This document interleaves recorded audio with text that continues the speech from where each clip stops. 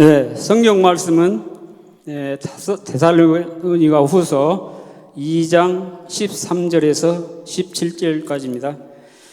주께서 사랑하시는 형제들아, 우리가 항상 너희에 관하여 마땅히 하나님께 감사할 것은 하나님이 처음부터 너희를 택하사 성령이 거룩하게 하심과 진리를 믿음으로 구원을 받게 하심이니, 이를 위하여 우리의 복음으로 너희를 부르사 우리 주 예수 그리스도의 영광을 얻게 하려 하심이니라. 그러므로 형제들아, 굳건하게 서서 말로나 우리의 편지로 가르침을 받은 전통을 지키라. 우리 주 예수 그리스도와 우리를 사랑하시고 영원한 위로와 좋은 소망을 은혜로 주신 하나님 우리 아버지께서 너희 마음을 위로하시고 모든 선한 일과 말에 굳건하게 하시기를 원하노라. 아멘. 아멘. 중앙교회를 목양하시는 이상호 목사님 나오셔서 굳건한 신앙이라는 제목으로 설교 말씀해 주실 때 많은 은혜 받으시기 바랍니다. 할렐루야. 우리 또 빼놓을 수 없습니다. 우리 함께 서로 축복하겠습니다. 사랑하겠습니다. 사랑합니다. 축복합니다. 감사합니다. 오늘 굳건한 신앙이라는 제목으로 말씀을 드립니다. 데살로니가 교회는 이제 하나님의 은혜 가운데 신앙이 잘 자라고 있다고 했죠. 그런데 그걸 사단이 가만 보지 않죠. 복음의 훼손을 복음을 자꾸만 훼손시켰고, 또 성도들의 신앙을 자꾸만 그래서 흔들고 있었습니다. 그래서 바울은 오늘 본문 앞에서 이 앞단락에서 미혹과 불법의 세력들, 또 진리를 거절하는 자들에 대한 심판을 강하게 경고를 했습니다. 자, 그런데 오늘 13절부터는 갑자기 분위기가 확 바뀌는 겁니다. 갑자기 바울이 이제 성도들을 향해서 그러나 우리는 너희로 인하여 하나님께 감사한다라고 하는 거예요. 그러니까 본문 앞에서 바울의 그 강한 경고의 목적이 뭐였냐면, 성도들에게 두려움을 주려고 했던 것이 아니고 더욱더 성도를 굳건하게 세우기 위해 위로했던, 또 권면했던 그런 말씀이었다라는 겁니다. 특별히 오늘은 평복로의 남전도회 연합회 이제 중부시찰 헌신 예배로 이렇게 드리는데, 근데 우리가 헌신 예배라는 게 뭔가요? 무엇을 더 많이 하자, 앞으로 어떻게 하겠다, 그런 의미도 있겠지만, 또 하나님의 은혜 위에서 흔들림 없이 견고하게 서서 우리 하나님이 기뻐하시는 선한 일로 교회를 잘 섬기겠다고 또 결단하는 자리인 줄로 믿습니다. 자, 그런 의미에서 우리가 흔들리지 않아야 되니까 오늘 주신 말씀이 바로 요즘 우리 신앙을 많이 흔들리는 그런 요소들이 많이 있는데, 그런 흔들리는 이 상황 속에서 어떻게 우리가 굳건한 신앙으로 교회를 잘 섬기며 살아갈 수 있는지 우리에게 주는 또 귀한 교훈의 말씀이 되거든요. 그러므로 오늘 이 말씀을 통해서 우리가 당시의 성도들처럼 오늘 우리도 마찬가지로 이 말씀을 통해 위로와 권면을 많이 받으시고, 또 그래서 더욱더 감사와 순종함으로 굳게 설 수 있는 저와 여러분의 신앙이 될 수 있기를 주님의 이름으로 축복합니다. 먼저 첫 번째는, 우리 굳건하게 신앙을 세우기 위해서는 성도에게 마땅히 감사할 것이 있다라고 하는 거예요. 감사가 우리를 굳건하게 세웁니다. 13절을 딱 보면 주께서 사랑하시는 형제들아, 우리가 항상 너에게 관하여 마땅히 하나님께 감사할 것은 이라 했어요. 그리고 뭐라고 합니까? 하나님이 처음부터 너희를 택하사 성령의 거룩하게 하심과 진리를 믿음으로 구원을 받게 하심이 바로 감사의 제목입니다. 그러니까 바울에게 있어서는요, 데살로니가 성도의 그 존재 자체가, 그 성도들의 존재 자체가 굉장히 큰 감사의 열매였습니다. 왜 감사했냐? 우리 믿는 성도라는 것은요, 그냥 우리 스스로 우리가 믿고 우리 의지로 우리가 성도가 된 것이 절대로 아닙니다. 또 다른 사람에 의해서, 우리가 물론 전도는 받았지만 우리가 다른 사람의 힘에 의해서 우리가 성도라는 것이 만들어지는 것이 아닙니다. 오직 성도는 어떻게 존재합니까? 말씀을 통해서 우리가 보면 알 수 있듯이 하나님의 택하심에 의해서만 존재하게 되어 있습니다. 그래서 우리 성도 존재 자체로 감사다 이거예요. 그래서 하나님이 처음부터 너희를 택하사라고 했죠.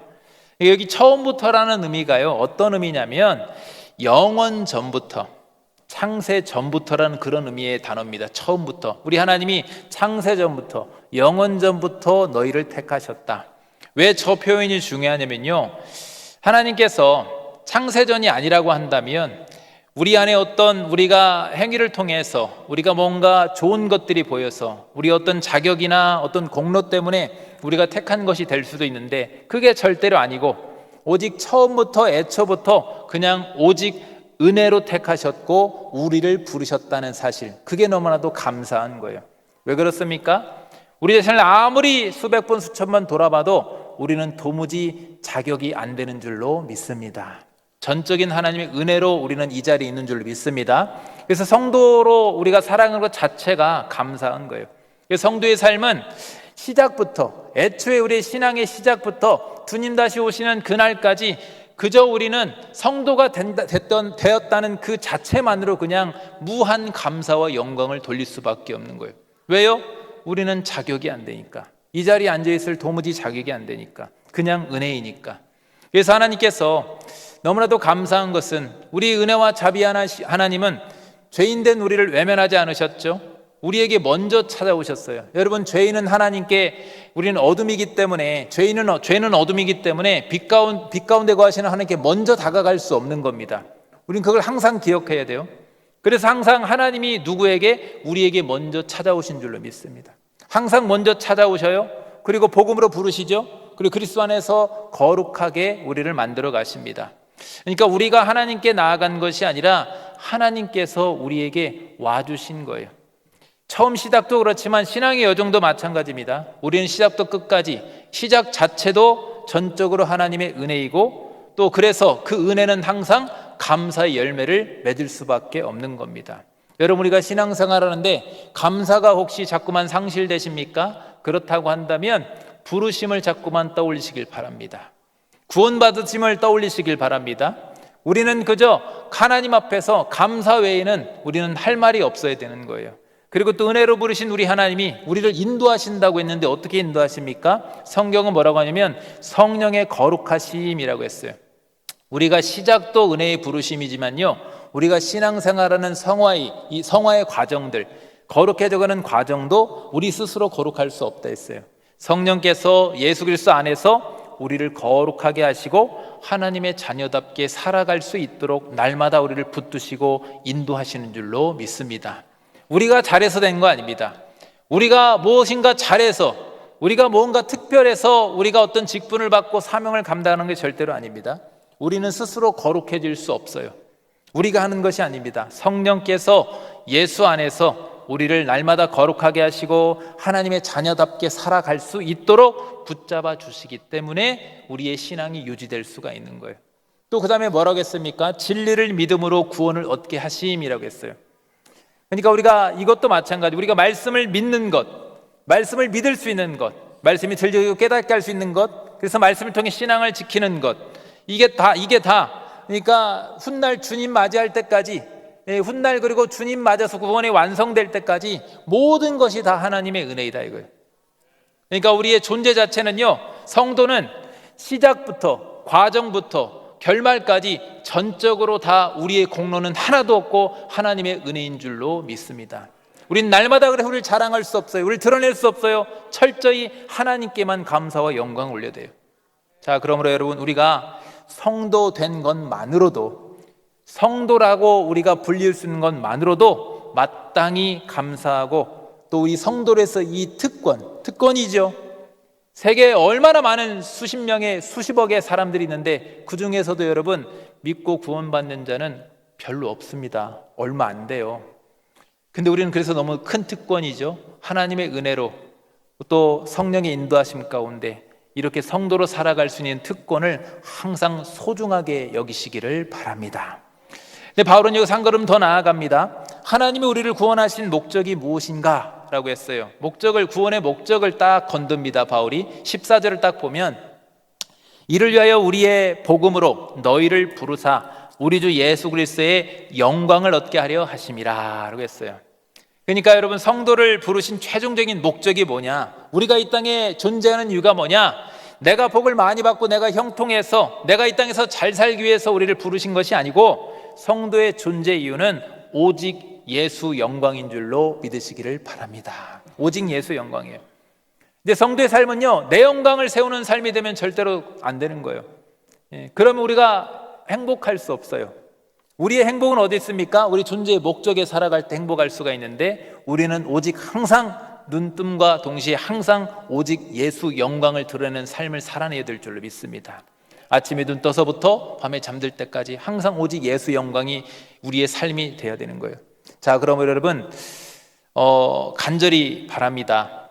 오직 예수 중심으로, 그리고 그 은혜에 감사하면서 우리 예수님 영광을 위해서 감사함으로 헌신하며 살아갈 수 있는 저 여러분 될 수 있기를 간절히 소망합니다. 두 번째는 복음의 본질을 지키며 살아가야 된다. 가르치고 말씀 중심의 삶을 살아야 된다라고 제가 말씀을 드리고 싶습니다. 바울은 구원의 은혜에 대해서 이제 말한 다음에 그 구원의 은혜를 받은 성도가 세상 속에서 그럼 어떻게 살아야 되는가라고 해서 이제 정리를 딱 해주는데, 한 문장으로 딱 한마디로 정리를 하자면 굳건하게 서서 전통을 지키라라는 거예요. 그 말씀이 15절에 있습니다. 데살로니가후서 2장 15절에 보면 그러므로 형제들아 굳건하게 서서 말로나 우리의 편지로 가르침을 받은 전통을 지키라라고 했어요.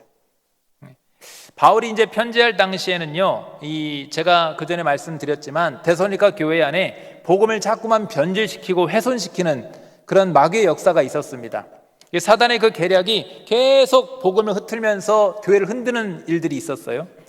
어떤 일들이 있었냐면, 이미 주의 재림이 왔다, 이미 주님이 왔다라고 그 주의 재림을 주장하는 그러한 복음의 훼손도 있었고, 또 어떤 경우도 있었냐, 어차피 종말이 가까웠으니까, 어차피 주님 곧 오실 거니까 우리가 이래서 뭐 하느냐, 일하지 않고 마음대로 살아도 된다라는 방탕한 그런 길로 빠지는 경우도 있었습니다. 또 당시에 우리가 소아시아 지역에 널리 퍼졌던 그 철학 사상이 뭐냐면 영지주의 사상이라는 게 있습니다. 그러니까 이 영지주의 사상으로 해서 예수님의 존재 자체를 부정하게 돼요. 영은 선하고 육은 악한데 왜 예수님이 악한 육신을 입고 왔겠느냐라고 하면서 예수님의 성육신 사건을 부정합니다. 그래서 예수님이 이 땅에 오신 것은 육으로 오신 것이 아니라 영으로 오셨다라고, 아니면 환상으로 오셨다라고 해서 주장했던 설이 뭐냐면 참고적으로 가현설이라는 겁니다. 가현설. 이 환상으로 오셨다, 육으로 오지 않았다. 이게 왜 문제가 됩니까? 예수님의 인성을 공격하는 거죠. 예수님의 인성을 공격하면 우리의 죄 문제가 해결이 안 되는 거예요. 예수님 반드시 우리의 죄 문제를 위해서 육신으로 오셔야 되는 줄로 믿습니다. 그게 성육신의 너무나도 귀한 복음의 핵심 아닙니까? 그걸 자꾸만 무너뜨린 거예요. 복음 자체를 자꾸만 무너뜨립니다. 이런 상황에서 바울은 단호히 말하는 거예요. 그런 상황에서 뭐라고 하냐, 굳건하게 서서 전통을 지키라. 이 전통이라는 것은 사람의 전통 말하는 것이 아니에요. 저 전통이라는 게 어떤 의미냐면, 당시 사도들이 사역할 때는 이 말씀 성경 정경이 완성이 안 됐습니다. 그래서 초대교회 시대의 신약 정경이 완성 안 됐기 때문에 말로나 편지로 받은 가르침이라고 되어 있지 않습니까? 그러니까 바로 하나님의 말씀을 말하는 거예요. 말씀을 지키라. 저 지키라는 의미는 어떤 의미냐, 이 흔들리는 시대에 세상의 풍조를 따르지 말고 하나님의 그 말씀 기준으로 이 세상을 분별하고 그 말씀에 순종하면서 거룩하게 백성답게 삶으로 살아내라. 어떻게 해요? 말씀을 삶으로 살아내라. 그게 바로 전통을 지키라라는 그런 뜻입니다. 오늘날도 사탄은 복음을 자꾸만 복음의 중심을 흐리고 있습니다. 예수만이 구원자이심을 흐리는 WCC나 WEA 같은 그런 가르침이 있죠. 예수 아니어도 구원된다는 이 상한 말도 안 되는 소리들을 합니다. 또 구원파 같은 경우에는 회개 없이 값싼 은혜를 막 말합니다. 구원파는 굉장히 위험한 이단입니다. 전에도 한번 말씀드렸지만 신천지나 이런 데는, 통일교 이런 데는 내가 예수라고, 내가 재림 예수라고는 교주가 있기 때문에 분별하기가 비교적 쉬워요. 근데 구원파는 교리적인 이단이기 때문에 다른 건 다 똑같은데 구원론에서만 살짝 틀기 때문에 복음의 물타기를 살짝 하는 거기 때문에 굉장히 위험합니다. 성도들이 분별하기가 참 어려워요. 근데 이게 그때도 있었고 지금도 있습니다. 또 요즘 또 어떤 것이 있습니까? 성경보다, 말씀보다 자꾸만 체험을 앞세우는, 어떤 은사주의, 특히나 신사도주의, 막 입신하고 또 아직도 직통계시 받는다고, 하나님 말씀 받는다고 하는 이런 신비주의, 은사주의, 체험주의, 이런 것들이 자꾸만 복음을 흐립니다. 그런데 이런 막 혼란스러울 때에 우리 믿는 성도가 붙잡아야 될 것은 딱 하나입니다. 바로 하나님의 말씀, 완성된 계신, 특별 계신 하나님의 말씀으로 돌아가서 굳게 서야 될 줄로 믿습니다. 세상이 혼탁할수록 우리는 말씀으로 딱 붙잡아야 되는 거예요. 확실하게 흔들지 말고 우리의 신앙을 붙잡으라는 의미로 확실하게 글로 딱 우리에게 딱 주셨잖아요. 정확하게 주셨잖아요. 그러므로 여러분, 예수님의 영광을 위한 삶을 위해서 가장 먼저 여러분 성경의 가르침, 복음의 본질을 끝까지 잘 붙들고 지키셔서 말씀 중심으로 살아갈 수 있는 저와 여러분 될 수 있기를 간절히 소망합니다. 세 번째는 영원한 위로와 좋은 소망을 품고 살아가라 라고 했어요. 처음에 감사를 말씀드렸다면, 두 번째 말씀 중심을 말씀드렸다면, 이제 우리에게 좋은 영원한 위로와 좋은 소망, 이게 무엇이냐? 먼저 이제 영원한 위로와 좋은 소망 16절을 딱 보시면요, 우리 주 예수 그리스도와 우리를 사랑하시고 영원한 위로와 좋은 소망을 은혜로 주신 하나님 우리 아버지께서라고 했어요. 저희 여러분, 영원한 위로와 좋은 소망의 핵심은 딱 요약해서 그대로 답을 말씀드리자면 주님의 재림과 부활과 새 창조를 말하는 겁니다. 주님의 재림, 그날에 있을 부활, 그리고 새로운 새 창조의 그날.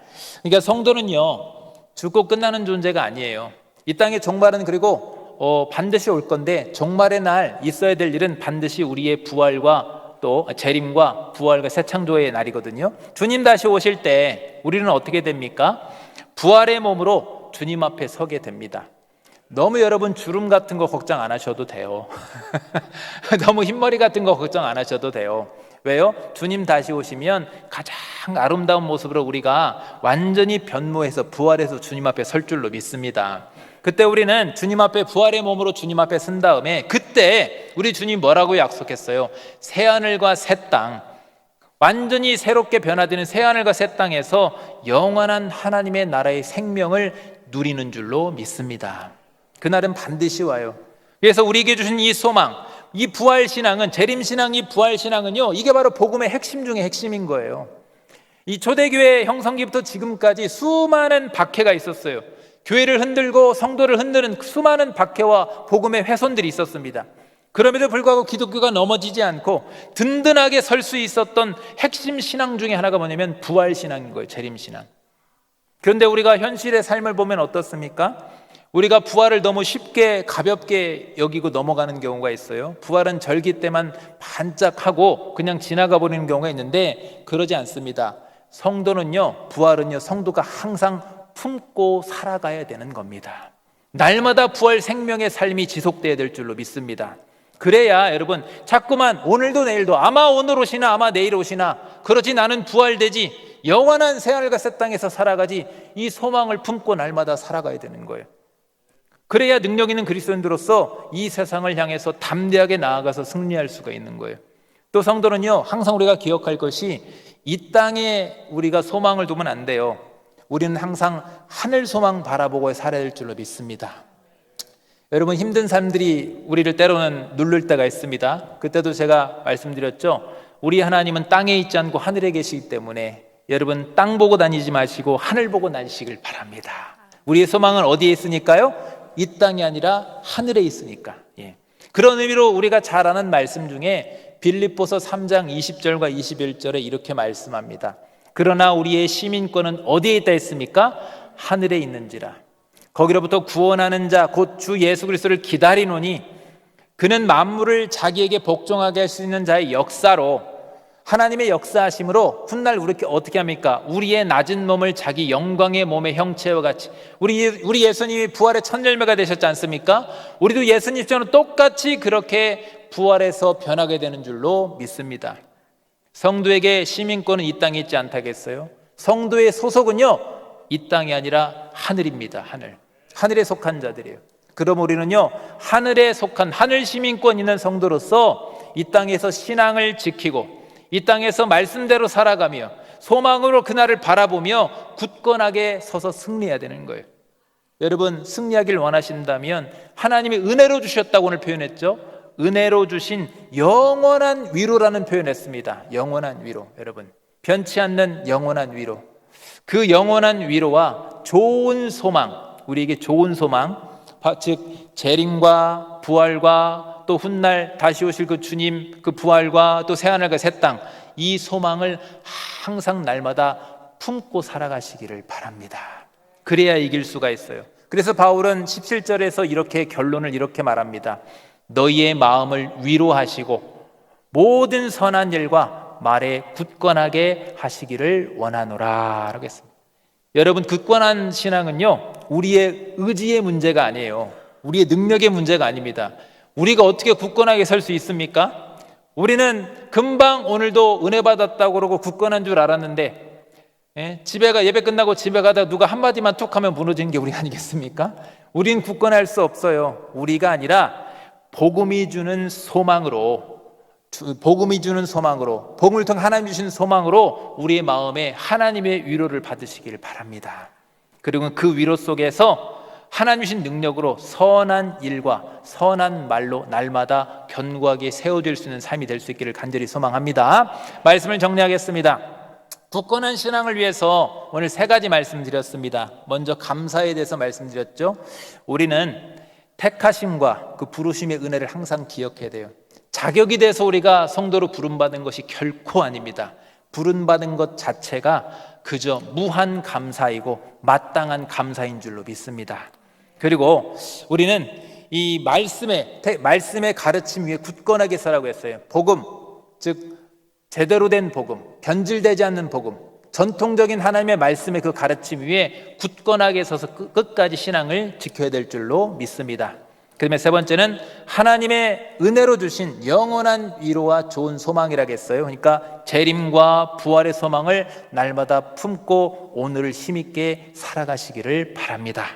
그럴 때 바울의 이 기도처럼 하나님께서 날마다 우리와 함께 하시며 감사함으로 말씀으로 또 좋은 소망으로 우리를 위로하시고 모든 선한 일과 말에 우리를 능히 굳건하게 세워주실 줄로 믿습니다. 그렇게 결단하는 저 여러분 모두에게 하나님의 크신 은총이 함께 하시기를 주님의 이름으로 축복합니다. 기도하겠습니다.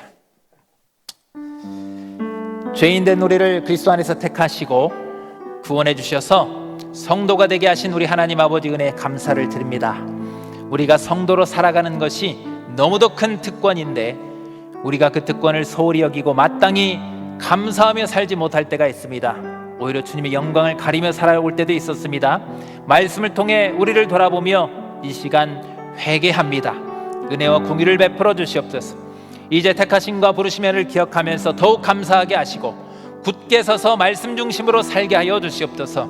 또한 영원한 위로와 좋은 소망을 품고 재림과 부활의 소망으로 오늘을 힘있게 살아가게 하여 주시옵소서. 특별히 오늘 헌신 예배로 예배드리는 평북로의 중부시찰 남전도회 회원들의 그 믿음의 결단을 받아 주시옵고 이들의 헌신이 교회를 세우는 선한 일과 또 말로 이어지게 하여 주시옵고 또 그들의 가정과 일터와 교회 안에서 각자가 맡겨진 그 자리마다 충성할 수 있도록 우리 안에 항상 감사와 기쁨을 잃지 않도록 강하신 팔로 넉넉히 힘있게 붙들어 주시옵소서. 모든 일에 감사하며 다시 오실 예수님의 이름으로 기도하옵나이다. 아멘.